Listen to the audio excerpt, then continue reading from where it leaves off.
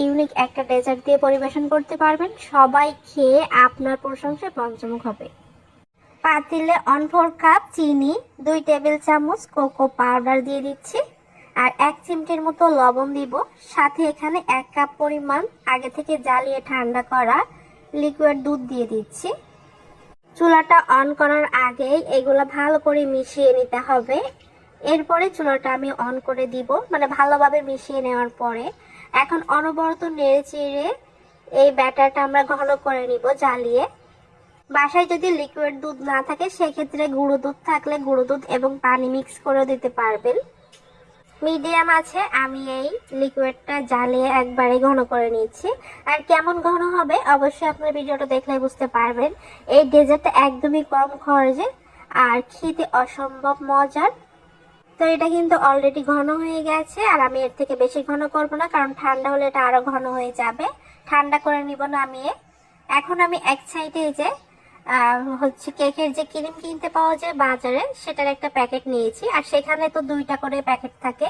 আমি 1 প্যাকেট নিয়ে নিচ্ছি, আর এখানে 1/2 কাপ পরিমাণ আগে থেকে আমি ডিপ ফ্রিজে জ্বালানো দুধ ঠান্ডা করে 2 ঘন্টার জন্য রেখে দিয়েছিলাম।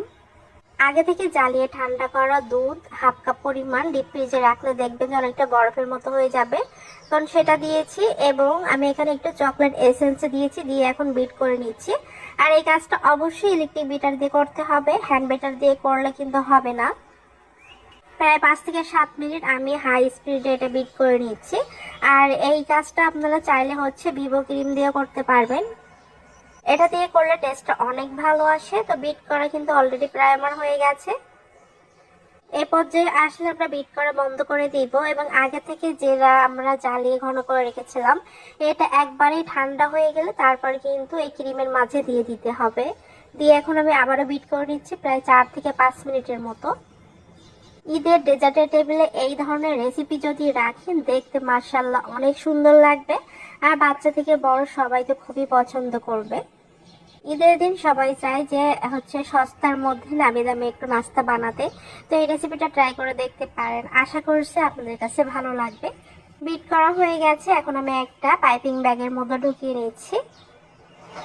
আপনারা আপনাদের পছন্দ মতো করে এই ডেজার্টটা ডেকোরেশন করতে পারবেন। তো আমি আমার পছন্দ মতো এটা ডেকোরেট করে নিচ্ছি। এখানে 2টা সার্ভিং বোল নিয়েছি, এখন কেকের নজল দিয়ে আমি একটু ডিজাইন করে দিয়েছি, এতে করে দেখতে ভালো লাগবে। যে কোনো জিনিস দেখতে যদি ভালো লাগে সেটা খেতেও কিন্তু বেশ ভালোই লাগে। মানুষের কাছে খাওয়ার আগে জিনিসটা যদি দেখতে ভালো লাগে তাহলে সেটার প্রতি আকর্ষণও কিন্তু অনেক বেশি থাকে।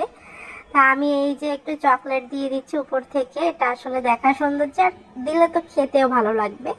উপরে আমি একটু এই যে সুগার বল দিয়ে দিচ্ছি। আশা করছি আমার এই সহজ এবং ইউনিক রেসিপিটা ভালো লেগেছে। অন্যান্য রেসিপির মতো বেশি বেশি শেয়ার করে দিবেন। সবাই ভালো থাকবেন।